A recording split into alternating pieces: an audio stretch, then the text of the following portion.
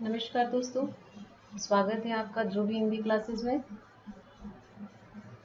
हमने जो 6 से लेकर 12 तक की जो स्कूल की किताबें हैं उनकी जो सीरीज शुरू की थी, हम जो 7th क्लास की बुक स्टार्ट किए कल से हमने उसका एक पार्ट इतिहास से संबंधित हमने अपलोड कर दिया था। आज उसका सेकंड पार्ट है। तो ये है इसमें जो 7th क्लास की बुक है उसमें दक्षिण के राजवंश और फिर उनकी दो चार कुछ खास जो विशेषताएं और फिर उत्तर के राजवंश और फिर उनकी थोड़ी सी विशेषताएं ऐसे करके और ये लेसन में दे रखा है। हालांकि 7th की जो बुक है उसमें तो जैसे अभी राष्ट्रकूट वंश लें तो उसमें सिर्फ मात्र 2-4 लाइनों में पूरा ख़त्म कर रखा है, क्योंकि लेवल छोटा है तो बिल्कुल ही हल्का दे रखा है। जो खास महत्वपूर्ण जो बात है बस वही बता रखी है किसी राजा के बारे में या किसी चीज़ को लेके या किसी कला को लेके। लेकिन मैंने थोड़ा सा इसमें डिस्क्राइब किया है वो इसलिए क्योंकि बिल्कुल अगर एक सीधी लाइन पढ़ाऊंगी कि जो है कि ये इसका संस्थापक दंतिदुर्ग था तो आपको बिल्कुल समझ में नहीं आएगा, इसलिए थोड़ा सा मैंने थोड़ा सा अच्छा बनाने की कोशिश की है। शुरू करते हैं हम राष्ट्रकूट वंश। ये देखिए जो मैं दक्षिण के राजवंश ये सारे दक्षिण में राष्ट्रकूट वंश, फिर ये चालुक्य, फिर पल्लव और चोल। ये जो राजवंश है ये चारों, ये हमारे जो 7th की बुक है ये 4 दे रखे हैं। तो मैं अभी यहाँ इनकी इतनी ही बात करूँगी। तो पहला है राष्ट्रकूट वंश। सबसे पहले देखिए कि दक्षिण भारत का एकमात्र राजवंश जिसने त्रिपक्षीय संघर्ष में भाग लिया। तो पहले तो हम ये थोड़ा सा देखते हैं, क्योंकि जब भी आप दक्षिण के और उत्तर के राजवंश पढ़ोगे और राष्ट्रकूट को पढ़ोगे, जो ये जो गुर्जर प्रतिहार है, पाल है, इनको पढ़ोगे तो ये लाइन तीनों में कॉमन आएगी। और अब ये था क्या? ये था कि कन्नौज, उसके लिए इन तीनों राजवंशों में संघर्ष हुआ। किसमें? राष्ट्रकूट में, पाल और गुर्जर प्रतिहार। ठीक है, ये तीनों वंशों में हुआ क्योंकि कन्नौज जो है वो सामरिक दृष्टि से बहुत ही महत्वपूर्ण स्थान था। यहाँ पे व्यापार के लिए बहुत ये था प्रसिद्ध, और ये जो सामरिक दृष्टि से भी बहुत महत्वपूर्ण था। तो इसलिए इसको अपनी राजधानी या अपने उसमें साम्राज्य में मिलाने के लिए इन तीनों के बीच में संघर्ष छिड़ा था। तो दक्षिण भारत का ये पहला या एकमात्र राजवंश है, क्योंकि जो गुर्जर प्रतिहार है वो उत्तर का था और ये पाल है और ये जो ये भी उत्तर साइड में ही था, उत्तर में। इसलिए ये जो दक्षिण में है राष्ट्रकूट, ये महाराष्ट्र के थे। तो इसलिए ये एकमात्र ऐसा है जिसने दक्षिण की तरफ से इसमें त्रिपक्षीय संघर्ष में भाग लिया था।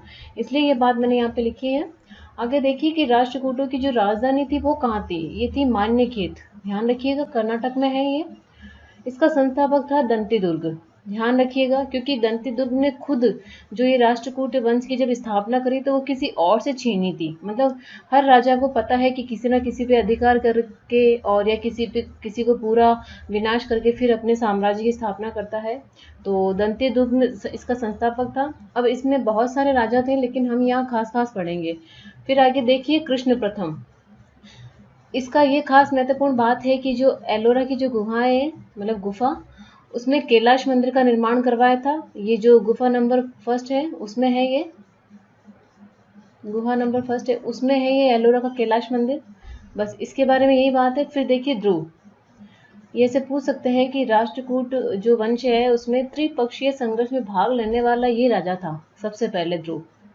ठीक है, इसने इसमें भाग लिया था और किसके लिए? कन्नौज के लिए। मतलब कन्नौज पे अधिकार करना चाहते थे तीनों ही राजवंश। और इसका ये है गोविंद तृतीय। ये ध्यान रखिएगा, सबसे प्रतापी राजा था और ये ऐसा राजा था कि जिसने हिमालय तक साम्राज्य स्थापित किया। क्योंकि देखो इनका जो था वो महाराष्ट्र था, मेन जो था इनका राजवंश।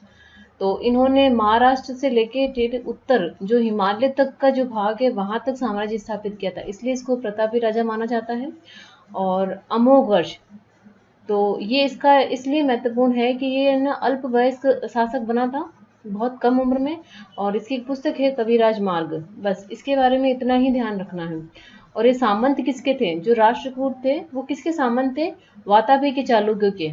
आपको पता है ये जो दक्षिण के राजवंश है ना वो कहीं ना कहीं किसी न किसी के सामंत रहे और किसी न किसी को हरा के फिर उन्होंने अपनी जो राजधानी है वो स्थापित की थी।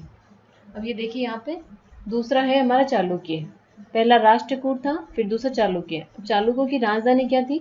बादामी या वातापी। इसीलिए इनको इस नाम से पुकारा जाता है कि कहीं बादामी मिलता है, कहीं वातापी मिलता है। होता है ना कि वातापी की चालुक्य, तो और इनके चालुक्य में बहुत सारी शाखाएं थी, जैसे गुजरात के चालुक्य और बादामी की चालुक्य, वातापी की चालुक्य, इस प्रकार।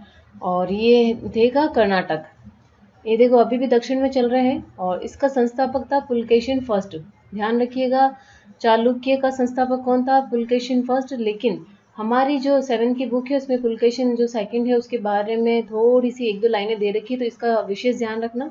फिर कीर्तिवर्मन आया, फिर पुलकेशिन सेकंड। इसके बारे में ये है कि हर्षवर्धन को हराया था। पता है हर्षवर्धन के हारने की जानकारी कहाँ से मिली? ऐहोल अभिलेख से। ध्यान रखिएगा कि पुलकेशिन द्वितीय ने हर्षवर्धन को हराया, ये जानकारी कहाँ मिलती है? ऐहोल अभिलेख में। और ऐहोल जो अभिलेख है वो वत्स भट्टी और कहीं कहीं रवि भट्टी नाम मिलता है।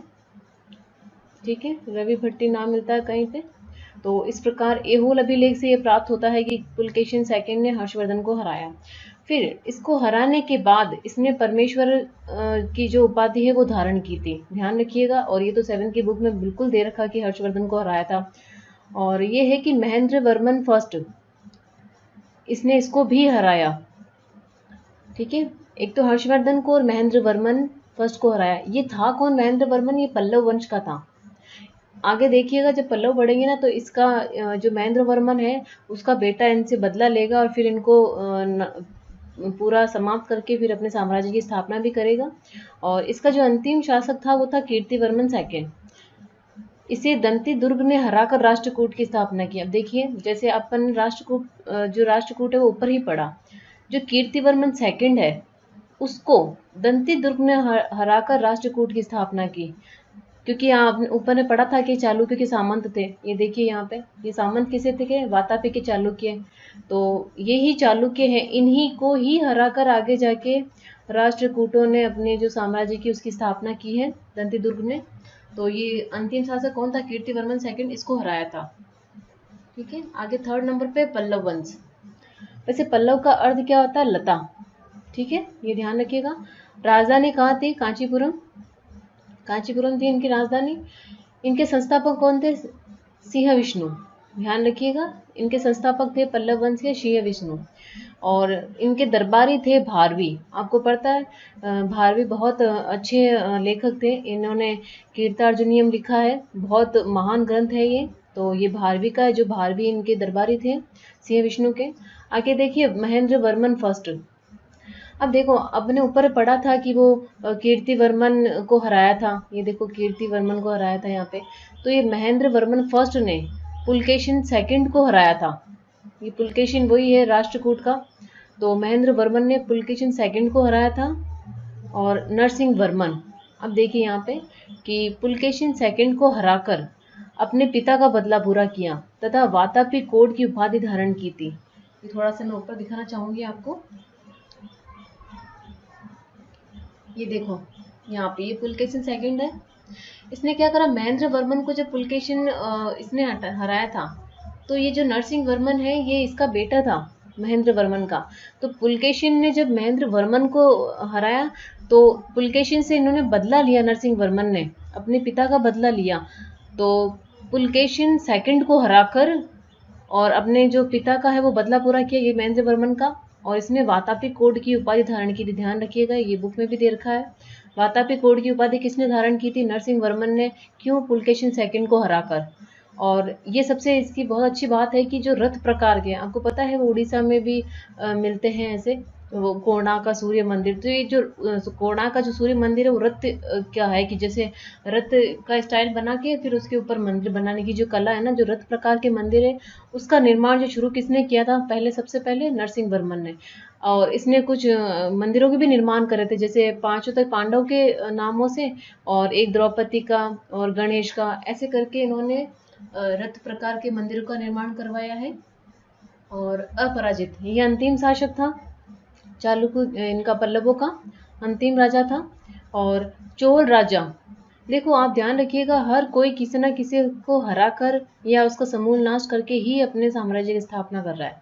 तो ये चोल राजा आदित्य फर्स्ट, ध्यान रखिएगा, चोल राजा आदित्य फर्स्ट ने इसे हराकर कांची पर अधिकार कर लिया, यानी कि अब चालुक्य खत्म, ये जो पल्लव है, पल्लवों का नाश किया इन्होंने और चोल साम्राज्य स्थापित किया। किसने? आदित्य फर्स्ट ने। अब इसी का आगे देखिए अपन, चोल वंश।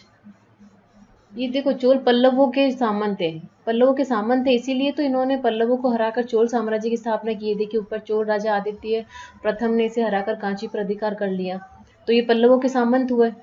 और राजधानी कहाँ है? तंजौर। कहाँ है? तमिलनाडु में। ठीक है। इसका जो प्रथम संस्थापक है वो विजयालय माना जाता है। और वास्तविक संस्थापक ये किस प्रकार हुआ? आदित्य प्रथम की जो अपराजित, ये पल्लव वंश का था, कि राजा को हराकर पल्लव वंश की जगह चोल वंश की स्थापना की और कांची पर अधिकार किया। ठीक है, ये कांची पर अधिकार कर लिया था इन्होंने। आगे है राजेंद्र प्रथम या राजेंद्र फर्स्ट। इस वंश का प्रतापी शासक था और 1012 ईस्वी में गद्दी पर बैठा था और दक्षिण पर अधिकार कर उत्तर की ओर आक्रमण किया। मतलब ये पहला ऐसा राजा था जो अधिकतर जो दक्षिण के राजवंश थे वो यहीं तक सीमित रहे, इसने यहाँ पे तो अधिकार किया, इसके बाद में ऊपर की ओर भी बढ़ा था, इसलिए इसको कहते हैं कि राजेंद्र प्रथम जो है वो चोल शासकों में प्रतापी शासक था। फिर राजेंद्र प्रथम, इसने गंगा अभियान चलाया था। ये है क्या कि कलिंग जीत लिया, बंगाल जीत लिया, दक्षिण के तरफ होता हुआ फिर ये गंगा तट यहाँ तक पहुंच गया। ये देखो ऊपर में लिख भी रखा है मैंने कि उत्तर की तरफ आक्रमण के लिए बढ़ा, तो इसने गंगा तट तक पहुंचा, इसलिए इसने गंगकोंड की उपाधि धारण की थी। ध्यान रखिएगा, ये बुक में दे रखा, गंगकोंड की उपाधि किसने धारण की थी? ये राजेंद्र प्रथम ने की थी। ठीक है, ये और किस वंश का राजा था? तो ये चोल वंश का राजा था। चोल वंश के राजेंद्र प्रथम ने गंगकोंड की उपाधि धारण की थी। बिल्कुल सवाल आ सकता है। और इसका कारण क्या खास था कि इसके पास है ना नौसेना बहुत अच्छी थी, इसीलिए, क्योंकि देखो कलिंग और बंगाल, इसने क्या है कि ये समुद्री रास्ते से, मतलब नौसेना जो थी ना इसकी वो बहुत ही अच्छी थी इसने, तो इसलिए इसने इतने मतलब यहाँ पे आक्रमण कर लिया। और दक्षिण भारत के राजवंशों में फिर क्या कुछ बातें हैं यहाँ, उसमें पुस्तक में दे रखी थी तो मैंने यहाँ पे थोड़ा लिखा है उनको खास कि दक्षिण भारत के राजवंशों में राजा सर्वोपरि होता था, सबसे पहले ये बात। फिर कौटम क्या है? ये है कि पल्लवों ने जो शासन व्यवस्था की इकाइयां विभाजित की थी, उसकी इकाई है किस प्रकार कि सबसे पहले राष्ट्र, फिर कौटम, फिर ग्राम। हम इसको राज्य के जैसे ले सकते हैं। ठीक है, राष्ट्र, कौटम क्या है कि पल्लवों के द्वारा विभाजित इकाई शासन व्यवस्था की, या फिर ऐसे लगता है कि कौटम के नाम से जो विभाजित है वो किसने किया? तो पल्लवों ने किया। इस प्रकार चोलों ने भी इन्होंने विभाजित किया था मंडल और नाडु। तमिल प्रदेश के नाडुओं के कारण वर्तमान नाम है तमिलनाडु। ये तो ऐसे ही लगा सकते हैं पता कि नाडु क्या है, तमिलनाडु वर्तमान प्रदेश के नाम से हुआ, ये चोलों का था, इन्होंने इसको बांटा था। आगे देखिए कंबन रामायण, इसको कई बार कंब भी पढ़ने में आता है, सिर्फ इतना सा ही देता है। कंब रामायण किस भाषा में है? तमिल भाषा में, और ये स्वाभाविक है कि दक्षिण की कला में आती है। और विरूपाक्ष मंदिर किस वंश से संबंधित है? वातापी यानी चालुक्यों से। और नटराज की धातु की बनी मूर्ति किस मंदिर में पाई गई है? तंजौर में बृहदेश्वर मंदिर, ध्यान रखिएगा। और आगे देखिए दक्षिण के 4 राजवंश दे रखे हैं, फिर उत्तर के 4 राजवंश दे रखे इन्होंने। और उत्तर में जो अधिकतर राजपूत हुए थे 8 से 12वीं शताब्दी में। अभी देखिए गुर्जर प्रतिहार, मैंने बताया था इन्होंने त्रिपक्षी में यहाँ लिया था, तो ये ना लक्ष्मण को अपना पूर्वज मानते थे। ठीक है, इनकी प्रारंभ की राजधानी कौन सी थी? उज्जैन। फिर आपको पता है कन्नौज इन्होंने बाद में राजधानी क्यों बनाई? जो ये त्रिपक्षीय संघर्ष था वो जीता किसने था? गुर्जर प्रतिहारों ने। हालांकि तीनों ने भाग लिया, सबसे पहले भाग लिया था पाल ने, फिर आए थे राष्ट्रकूट और गुर्जर प्रतिहार, जबकि जीता किसने था? ये देखिए मैंने लिख भी रखा, त्रिपक्षीय संघर्ष में भाग लेने वाला वंश और विजय भी प्राप्त की। लास्ट में जीता कौन? इसीलिए इन्होंने कन्नौज को अपनी राजधानी बनाई थी। संस्थापक कौन है? हरिश्चंद्र, इसको नागभट्ट प्रथम के नाम से ये जाना जाता है, तो ये दोनों नाम अजय ध्यान रखना। संस्थापक कौन है? हरिश्चंद्र है इसके। वत्सराज, ये प्रथम राजा थे जिसने त्रिपक्षीय संघर्ष में भाग लिया। आपको पता है राष्ट्रकूटों में ध्रुव ने भाग लिया था, तो उसी प्रकार वत्सराज ने सबसे पहले इसमें भाग लिया था। नागभट्ट सेकंड, इसने कन्नौज को जीतकर राजधानी बनाई थी। यहाँ इसी में ही जीता था, जब जो द्विपक्षीय संघर्ष हुआ था ना, उसमें नागभट्ट ने जीती थी वो कन्नौज। ठीक है, कन्नौज को जीतकर अपनी राजधानी बनाई थी। मिहिर भोज नाम सुनने में बहुत बार आता है। गुर्जर प्रतिहारों में सबसे शक्तिशाली राजा था। 840 में बना और लगभग 50 वर्ष तक इसने शासन किया था। आगे देखिए गहड़वाल, इसके बारे में ज़्यादा जानकारी नहीं ध्यान रखने, क्योंकि इतना ही सफिशिएंट है इसके बारे में कि संस्थापक था वो वो चंद्रदेव था, और अंतिम शासक था वो जयचंद था। आपको पता है जयचंद वही है जो गौरी को धोखा देता है और उसकी वजह से ये इनके बीच में युद्ध भी होता है। तो ये 1170 में शासक बना था, और मोहम्मद गौरी ने जयचंद पर आक्रमण किया और कन्नौज पर अधिकार कर लिया। ये इसने कन्नौज पर अधिकार कर लिया था, और क्योंकि ये पहले गौरी के साथ मिला था और वो पृथ्वीराज चौहान को इसने विश्वासघात किया था, परंतु मोहम्मद गौरी ने इसे भी नहीं छोड़ा। इसका भी वो समूल नाश कर दिया था और आक्रमण करके कन्नौज पे अधिकार कर लिया। आगे चौहान वंश। ऐसे तो देखा जाए तो चौहान वंश इतना लंबा चौड़ा है कि अपने को भले 5-6 पार्ट बनाए तो भी कम पड़ जाए, पर यहाँ इतनी ही ज़रूरत है जितना दे रखा है। मैं बार बार यही कहती हूँ, हर बार की बुक में जितना है मैं उतना पढ़ाती जाऊंगी, जैसे जैसे लेवल बढ़ता जाएगा उसके हिसाब से जानकारियाँ और बढ़ती जाएगी। तो यहाँ इतना सफिशिएंट है 7th की बुक में, फिर भी मैंने बहुत और अपनी तरफ से भी ऐड किया इसमें काफ़ी कुछ। ये चौहान वंश था कहाँ? अजमेर सांबर के भूभाग पर फैला था सबसे पहले। और प्रथम शक्तिशाली शासक कौन था? विग्रहराज चतुर्थ। ठीक है, और पृथ्वीराज चौहान तृतीय। इनके बारे में तो कौन नहीं जाता, राजस्थान के हर एक विद्यार्थी जानता है, क्योंकि ये तो हर एग्जाम में पूछा ही जाता है। सबसे प्रतापी राजा था, और 1182 में इन्होंने चंदेल का शासक था उसको पराजित किया, और ये परमार था। ठीक है, और 1191 में गौर वंश के मोहम्मद गौरी को तराइन के प्रथम युद्ध में, ये है 1191, अच्छा ये दे रखा मैंने यहाँ पे, 1191 में हराया था। और फिर 1192 मोहम्मद गौरी ने पृथ्वीराज चौहान को हरा दिया। पहली बार में तो पृथ्वीराज चौहान जीते थे और दूसरी बार में पृथ्वीराज चौहान हार गए। तो ये इस प्रकार है इनका। और आगे देखिए गुहिल वंश। प्रथम शासक कौन है? श्री गुहिल के नाम से। ये था कहाँ? राजवंश मेवाड़ में था। बप्पा रावल इसके बहुत ही प्रसिद्ध है, सबने सुन रखा है इनके बारे में। ने नागभट्ट फर्स्ट आदि शासकों से मिलके सिंध को अरब आक्रमणकारियों से स्वतंत्र किया था। ये ध्यान रखिएगा कि ऐसा पूछा जा सकता है कि अरब आक्रमणकारियों से सिंध को बचाने में किसने की थी, तो ये बप्पा रावल था। इसने अन्य जो राजवंश है उनके साथ में मिलकर ये कार्य किया। और गुहिल वंश आगे चलकर सिसोदिया कहलाए थे। आपको पता है वो हमीर देव ने इसके आगे नाम बदल दिया था, क्योंकि वो सिसोदा गांव से थे इसलिए। और आगे देखिए चंदेल वंश। इसके बारे में ये है कि उत्तर भारत का राजवंश था सबसे पहले, तो इसमें दे रखा है। और राजा भोज परमार वंश का था। ऐसा पूछा जा सकता है कि राजा भोज किस वंश के थे? परमार वंश के थे। और गीत गोविंद की रचयिता जयदेव थे, और ये एक रचना है। गीत गोविंद किसकी है? जयदेव की। जयदेव किसके दरबार में थे? ये सेन वंश के दरबार में थे, ध्यान रखिएगा। और कुछ किताबों के नाम दे रखे हैं यहाँ पे, वो मैंने लिखे हैं, बिल्कुल पूछा जा सकता है ऐसे मिलाने के हिसाब से। शिशुपाल वध किसकी है? कवि मार्ग की। ठीक है, कवि मार्ग की। भारवी ऊपर बताया था मैंने, कीर्तार्जुनियम है ये। कलहण की राजतरंगिणी, आपको पता है इसमें वो जो कश्मीर का है इसमें इतिहास। जयदेव गीत गोविंद की है, ये संस्कृत का है। ठीक है, गीत गोविंद। ठीक है, आज इतना ही।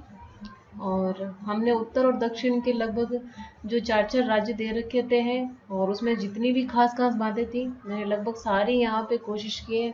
उल्टा मैंने आपको थोड़ा एक्स्ट्रा ही बताया। किताब में तो मुश्किल से 10 लाइनें इसकी हैं, जो 7 की बुक है उसमें से मुश्किल से 10 या 8 लाइनें ऐसी हैं जो याद करने के लायक है। फिर भी मैंने थोड़ा सा एक्स्ट्रा लिया, क्योंकि बिल्कुल ऐसे समझ में नहीं आएगा इसलिए। तो ये देखिए, हमने दक्षिण के 4 राजवंश पढ़े थे।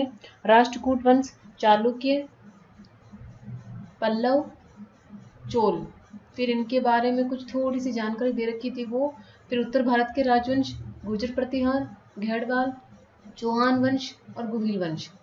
ठीक है, ये हमने देखे थे। फिर कुछ 2-4 किताबों के नाम दे रखे थे, वो मैंने यहाँ पे करा है। तो पढ़ते रहिए, तैयारी करते रहिए आराम से। रिट बिल्कुल डेफिनेटली 26 सितंबर को ही होनी है। और अब तो नोटिफिकेशन भी जारी हो गया है उसका, जो कॉलेज लेक्चरर की है पदों के लिए। तो उन्होंने डेट बिल्कुल ही खाली छोड़ी है, इसका मतलब 110% ये एग्ज़ाम होगा। तो आप लगे रहे तैयारी में।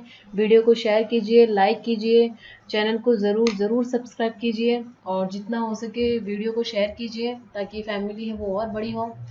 और थैंक यू सो मच, मिलते हैं नेक्स्ट वीडियो में।